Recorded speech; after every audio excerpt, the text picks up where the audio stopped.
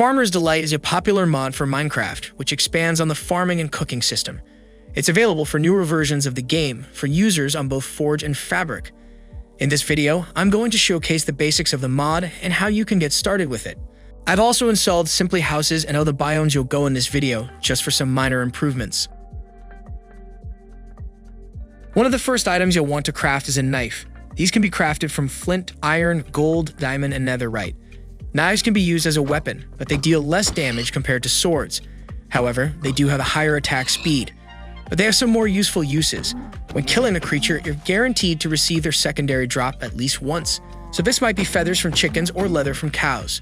They can also be used to obtain ham from pigs and straw from grass, which you might need as you progress through the mod. Later on, the knife can be used alongside a cutting board to process ingredients and create portions of food. Like with swords, they're able to receive enchantments, such as smite, sharpness, and looting.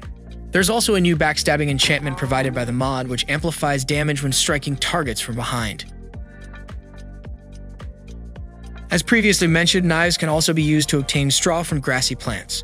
Straw can be used to create items like compost and canvas, but also for creating ropes. When deployed, rope will act similar to scaffolding, except they fall downwards, allowing players to safely ascend and descend. 5 ropes can also be used to create a lead, which should help with hurting animals early on in your playthrough. By combining 4 ropes, you can create a safety net, which can be fallen onto, completely negating fall damage. When exploring your world, you might come across new crops which grow in the wild. Wild crop growth is biome dependent, so you'll find these spawning all over the place. With them being so rough, you will only obtain one sample or seed when harvesting them. If you're struggling to find these wild crops, then there are other places to search. Try searching chests, either within villager homes or in shipwrecks, as you might obtain some seeds there. You can find wild cabbage, onions, tomatoes, carrots, potatoes, beet, rice, brown mushrooms, and red mushrooms. Once you feel ready to start creating some new meals, craft the cooking pot from 5 iron ingots, a bucket of water, 2 bricks, and a wood shovel. The cooking pot needs a heated block underneath it like a campfire, stove, magma block, fire, or lava. You'll know a cooking pot is heated as it will have boiling bubble particles. Inside the cooking pot interface are 6 slots for ingredients and 1 slot for a container. Prepared meals will appear in the pot-shaped slot and will be emptied into any added containers. Types of containers that recipes will require are bowls, glass bottles, and pumpkins. You can see all the available cooking pot recipes using just enough items. Some foods that can be created are hot cocoa, ratatouille, squid ink pasta, beef stew, pumpkin soup, and even dog food. Consuming meals prepared in a cooking pot will give effects like nourishment and comfort. With comfort, you'll still have passive health regeneration regardless of your hunger level, which will be very useful in boss fights where saturation is low. Meanwhile, nourishment will prevent players from losing both hunger and saturation from exhaustive actions, such as running, jumping, and attacking mobs. It also negates the hunger effect in general. Farmer's Delight also introduces both dog food and horse feed, which can be fed to your companions. These can grant effects like speed, strength, and jump boost when fed to any tamed pets.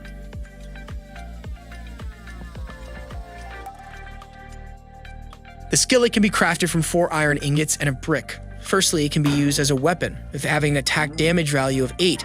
However, its main use is as a portable cooking station. When holding a skillet, hold another uncooked item in your other hand. When near a heat source, you can hold the right mouse button, and the raw food will begin to cook in the skillet. Alternatively, you can sneak and right-click to place the skillet down. If it's above a heat source, then it can be used to cook foods. In its block form, the skillet is able to hold a stack of items and will throw cooked items to the side like a campfire. An item that you might want to use is the basket, which can be created from 3 canvas and 4 bamboo. It acts similar to a hopper and will collect items that are thrown into it, with it having the same inventory size as a chest or barrel. So it's a good idea to place baskets next to cooking blocks like the skillet, so they automatically collect your cooked foods. Unlike a hopper, baskets don't have a method of transporting items between blocks. There's a few drinks that can be created through Farmer's Delight, such as milk bottles, hot cocoa, apple cider, and melon juice. 4 milk bottles can be created in a crafting grid. They work in most recipes that require milk, and they can also be stored in a stack of 16, making them easier to store and carry. When consuming a milk bottle, a single random effect will be removed from the player. The effect can be either positive or negative. It's completely random. Hot cocoa can be brewed in the cooking pot using milk, sugar, and 2 cocoa beans with a glass bottle for the container. When consumed, it will remove a single negative effect from the player, allowing you to keep the positive ones. Apple cider can also be created in the cooking pot. Using 2 apples and 1 sugar in a glass bottle, it will grant the absorption 1 effect for 1 minute when consumed. Finally, there's melon juice. This can be crafted from 4 melon slices, 1 sugar, and 1 glass bottle in a regular crafting grid. When consumed, it instantly restores 1 heart of health. Stoves are an upgrade to the campfire and can be crafted using 4 bricks, 3 iron ingots, and a campfire. As long as the top is clear, items can be added to the grill by right-clicking it. The stove is able to cook 6 items at once, and like a campfire, no fuel is required. One of the best uses for stoves is for heating up either the cooking pot or skillet. Stoves can be extinguished using shovels or water and reignited with a flint and steel. The cutting board can be crafted with 4 planks and 2 sticks. It can then be placed down on a block of your choice. The cutting board is able to break down an item into multiple outputs. The best way to use it is to place the receiving item in your offhand slot and hold the tool in your main hand. Items from the cutting board are switched sideways, allowing them to be collected in the likes of baskets and hoppers. Tools that can be used alongside the cutting board are knives, pickaxes, axes, shovels, and shears. With a shovel, clay blocks can be turned into clay balls, and flint can be obtained from gravel. Wooden items like doors, signs, and trapdoors can be broken down into planks with an axe. A knife can be used to obtain dyes from flowers or to portion foods like obtaining chicken cuts from chickens or cabbage leaf from cabbage. Using a pickaxe with the cutting board allows you to turn stone to cobblestone or obtain bricks from brick blocks, among a few other items.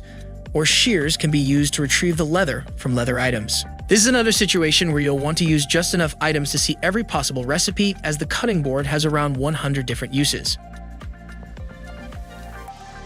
Feasts are large meals that can be placed in the game world similar to a cake.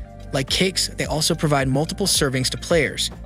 You might like them for decoration or for just having quick access to food. Currently, there's 4 different feasts included, which are the honey glazed ham, shepherd's pie, roast chicken, and stuffed pumpkin. When they're placed down, they all look 3D, and you can take servings using a bowl. The stuffed pumpkin is created inside the cooking pot, whereas the other 3 feasts can all be made in a regular crafting grid.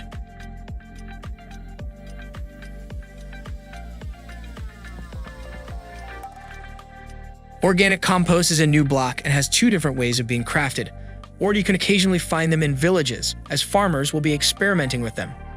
Over time, organic compost will become rich soil. The process takes a while, but can be sped up with sunlight, nearby water, and activator blocks like mushrooms. When a growable plant is placed on rich soil, it will have its growth randomly boosted like it's had bone meal applied to it, and the crops placed on top will be immune to trampling, among a few other benefits. There are a few other things worth noting. Firstly, rice isn't grown above ground, it should instead be planted in shallow water. Crops like carrots, potatoes, onions, and cabbage can be turned into crates for storage or decoration. Then they can be broken down again into their food form. Tree bark is used to make organic compost and can be obtained by placing logs on a cutting board and using an axe. It's recommended to use a mod like just enough items or roughly enough items. Then you can hover over objects like the cooking pot, skillet, and cutting board, and when you press the U key, you can see all of the different ways it can be used.